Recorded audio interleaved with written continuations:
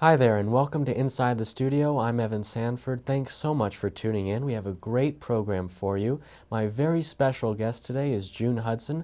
Known as a walking history of the BBC, she is most known for her work from 1978 through 1981 on the television show Doctor Who. She has taught classes at the University of Redlands 6 times, and we are very lucky to have such an esteemed guest on the program. June, welcome to Inside the Studio. Thank you very much. That's very flattering. I always love coming to Redlands. It's such a noble and wonderful place with its sweeping lawns and columns, and it's just amazing. And we love having you. Thank you. So I'm so interested to know what sparked your interest in costume design. Well, I suppose from my earliest years, I was always interested in clothes. Though I was not interested in dolls, funnily enough. But what I used to do, I used to draw a figure and cut it out, just a plain figure in underwear. And then I used to draw dresses and colour them. Then I cut them out with little tabs at the side so you could wrap them around my cut-out figure. And the girls at school always used to ask me to do a doll for them with clothes that they could just fit the clothes on. I do remember that. You actually sparked that memory, because I had actually forgotten that. And in designing clothes, I remember vividly one disastrous dress, which it was a square neck. I wanted to be vaguely period Elizabethan, and I remember I bought some dark, deep red fabric. Funnily enough, the colour that I chose for Tom Baker's outfit, which I redesigned, but the fabric was wrong. I hadn't got in to get it right fabric, and it was so thick and heavy, this dress. I remember to this day my dismay when the dress arrived, made in this thick red material. Now, when you worked for the BBC, how did your design department function, and how did it work with other departments? Well, it worked extraordinarily well, the studio system. The BBC at its height had 60 designers, staff designers, working on programmes constantly. We were turning out programmes like Shelling Peas. It was fantastic. We had a department for everything. We had a transport department, we had a budgeting department, we had a laundry and wardrobe department. We had over 100 dressers who would be assigned to the show. We had 30 assistants that one would be assigned to.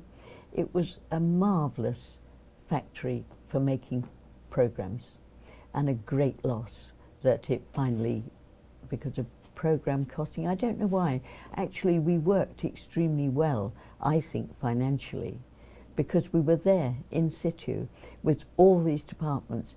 And the BBC as a whole, I mean, they had script editors, producers, directors, they were all there in the building, in their offices. So you could, theoretically, you'd find a project to do, and instead of waiting years to do it, you could just pick up a phone and you had your design. You had your costume designer, set designer, makeup designer, you had your script editor, director, you just had everything. And the wardrobe department, the costume department on the 3rd floor at Television Centre was a hive of activity. As a matter of fact, we had a dressmaking, we had tailoresses, tailors, workrooms, everything. We had a fantastic stock of costumes. So we could, you see, theoretically, and we often did, make programmes that cost nothing for the costume because we used the costume in-house. But people out, you see, we made it work so smoothly. I think that when John Burt came and did his ruthless Axeman stuff, I don't think they had any idea, because we worked so smoothly, what we did. Because the stuff just arrived. The programmes were costumed and ready to go on. I used to do up to 3 programmes at a time, not officially. I mean, you would be working on Doctor Who, and the next episode would be on your desk. So while you were in a few minutes for lunch or you'd just or go home and just read the script. So you're constantly preparing. We lived the job. For me, it was the most magical time in my life, which was resurrected in coming to the University of Redlands. How so? Well, it was the creativity, it was the excitement, it was the fun and the laughter, which, you know, someone said about the costume department on the 3rd floor, that the 3rd floor hummed with laughter, activity and buzz. And you feel that here at the University of Redlands? I do. I love this place. I think it's got such a tremendous air of hope and promise and the future, and everything's humming and everything's buzzy. I think it's terrific. It reminds me of the BBC very much. Well, Probably that's why I feel so at home here. I think it's also even more a buzz when you're around. Thank you. I have to say. Now, you came into Doctor Who when Tom Baker was portraying the main character, and he was the 4th Doctor who had this very distinct image. Yes. So it's understandable that that kind of project that you were embarking on would be very difficult to redesign but have the same kind of immediately identifiable character. What was that like for you? Well, John Nathan Turner came into he was actually the associate producer before that. And he rather shot himself in the foot, actually, because he was so good at it that he actually managed to do things on a very low budget and cut out a lot of the film. Of course, when he became producer, it was tipped in his lap, which was quite funny. But when he took over, he wanted Tom to have a completely different image, because Tom's clothes were getting very shabby. They were hardly ever cleaned, and he felt that Tom needed a real update. So he asked me to redesign it, to redesign his costume. So I spoke to Tom, and Tom said, I will wear anything you design. And so did John Nathan Turner. I'm happy to say that John Nathan Turner and both Tom had enormous confidence in me, which is very good for you as a designer, because it equally gives you the confidence, and you just go ahead. For me, I just looked at Tom. I mean, why was Tom cast? When you're designing costumes, you look at the actor or actress and you say, why were they cast? Now, Tom he was 6'3", with this enormous personality and voice.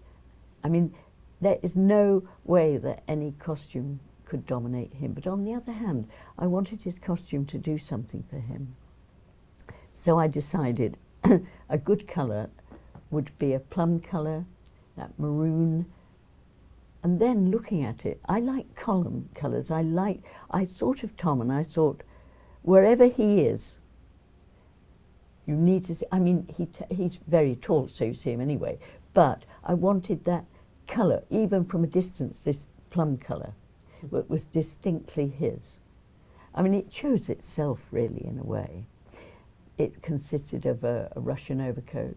I mean, I originally designed like a shooting outfit with knee breech, with the breeches and argyle socks and lob shoes. It would look great with the Norfolk suit look, but not so good, in my opinion, with the coat. He wore the coat when we were out filming. He actually was seen, I think he was often seen more often in the shirt and waistcoat, which was an antique velvet, which I found, which was impossible to duplicate. So many people had asked me, but it was just a piece of antique patterned velvet that I found and worked very well, because I knew that because of the studio heat and in the TARDIS, he would take off the jacket or coat and just have the shirt sleeves and the waistcoat. But Tom loved his outfit, and so did John Nathan Turner. So I was very pleased and gratified and touched at the success of that costume. It has been enormously successful. I did give it a huge amount of thought. I mean, it wasn't pow, I'll do this. I did think of it. Colour, you're limited on colour actually. Often these decisions can make themselves because you think, well, you can't have black, that's the master. White, no. Green, no, because we're always in green backgrounds. Blue, no, that's navy blue, sort of uniform, the commissioner. So your choice, one's choice narrowed, and really, in the end, the only colour that was exactly right in every way was this rich plum colour, which has a kind of aristocratic. You see, the thing is about Doctor Who, which must be remembered, the Doctor is a gentleman with everything that implies of nobility and integrity and a concern for others. And I think that is something that, and dignity. So whatever he wore, I felt, however quirky, he could have little quirky bits, and people did put brooches and things on him, but essentially it was an outfit which has dignity and strength. Now we have 30 seconds before we go to break, but I want to know, was there ever time that you had to be very creative and think really outside the box, whether it was on this program or another one that you've worked on? And you've worked on many different programs and worked with so many incredible people. Looking back, I suppose I forget the stress and the anxiety of getting things exactly right. Yes, very often, mainly because of money. I mean, I remember I designed a whole show using very simple shapes, but I decided on white because white is striking, it's interesting, and lighting director said to me, oh, he said, you're going to have to dip those down, love, because they're too light. And I went to John Nathan Turner. I said, there is no way they're being dipped down. Their only virtue is the fact that they are so startlingly white in such a simple shape. It looked exactly right. They are sensationally white, and they are staying white. And John Nathan Turner said to the lighting director, sorry, you will have to adjust the lighting. So that was a cheap costume that looked good, I must say, though I say it myself. Well, I think putting your foot down and sticking up for what you believed in is the key there. Oh yes, I will get my way. Excellent. As a designer. Yeah. Well, just stay right there, and we'll be right back with more Inside the Studio right after this. Stay tuned.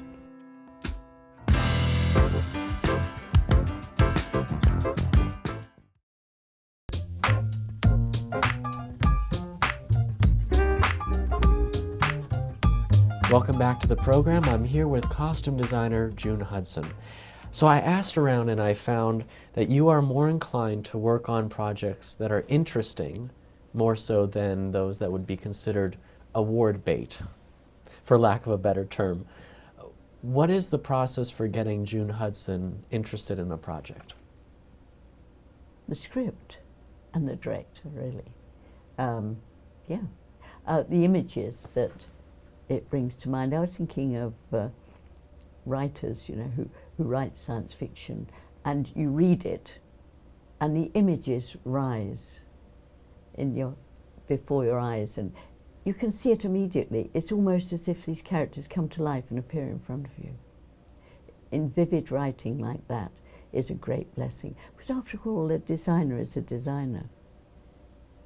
And for me, I want to do things that excite and interest me, because that produces your best work, because you can't do it unless you have to feel a certain excitement when you approach your drawing board, when you're going to design. It somehow stimulates your creativity, which is hardly surprising, is it? I mean, it's a bit obvious. If you're interested and excited, you're going to do better work. Thinking about the time you were working in the 70s up through now, are there some things that you've experienced personally that have changed? It's an interesting question, then, yes. I mean, I could take a very long time in talking about how much it has changed. Indeed, it has. Maybe working at the BBC gave one a certain independence because you were working for a central studio, and though you, of course, I mean, working for a producer or director, they're directing it and you take heed, but it's not, I mean, when you know something, for instance, isn't right, or you know it will work better the way I do, but now you get the sack, you know, not that that would worry me. When I did EastEnders, I frequently invited the producer to sack me because I felt that the show EastEnders, which I was the first designer on, was portraying now in the East End, which was 82, well, the early 80s, was a vibrant, fashionable place and full of bright people. It was the home of the rag trade. I mean, you could buy clothes very, very cheaply because they used to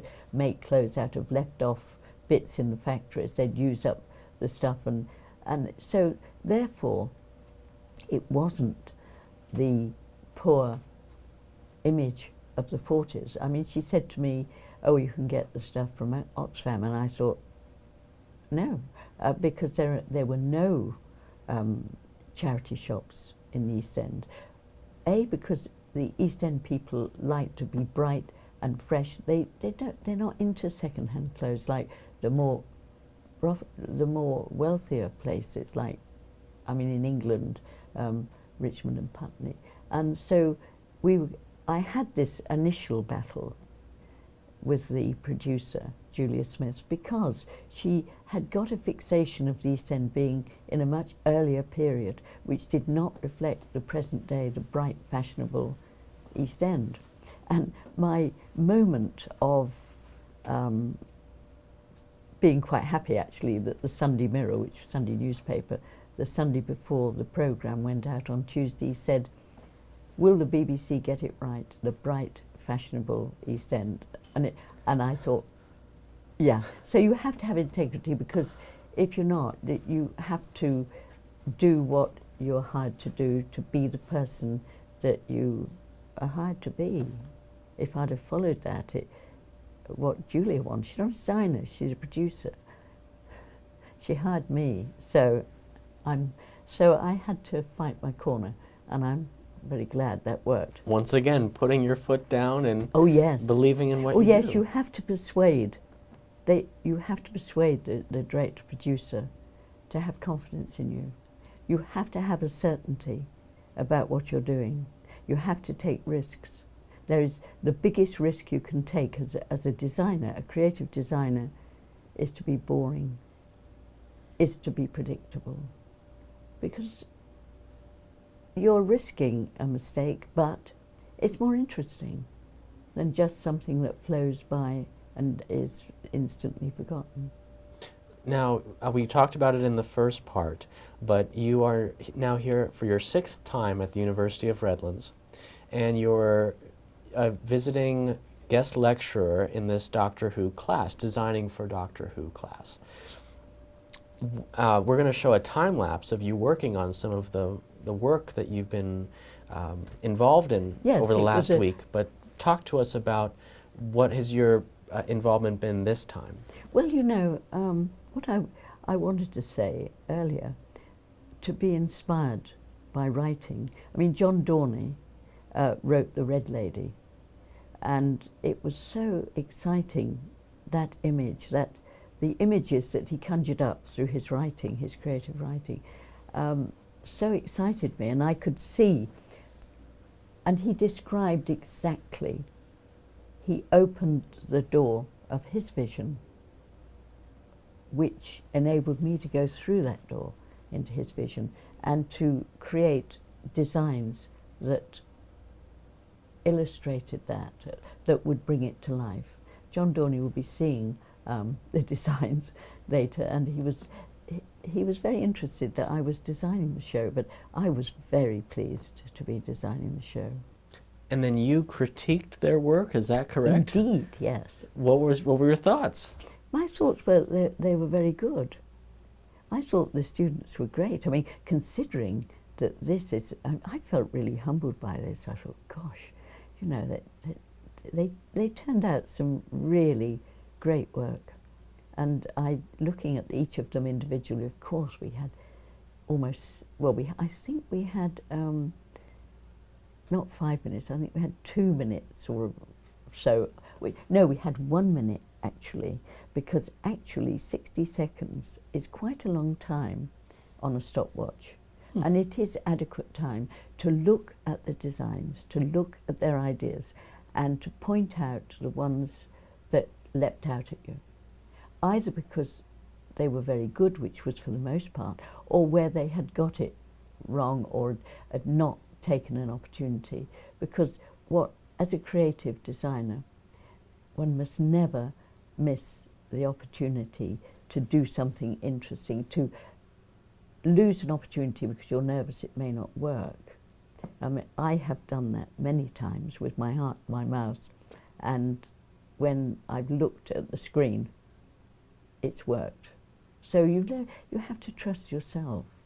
I think as a designer you have to, because the most interesting work comes out of throwing aside all fear and all doubt and just follow your heart, follow your vision. Well, thank you very much for being here. This has been an absolute delight. Thank you so much for being here. And that's all the time we have for the show today. My thanks to June Hudson for being on the program, and my thanks to you for tuning in as well. Until next time, I'm Evan Sanford, and this is Inside the Studio. We'll see you soon.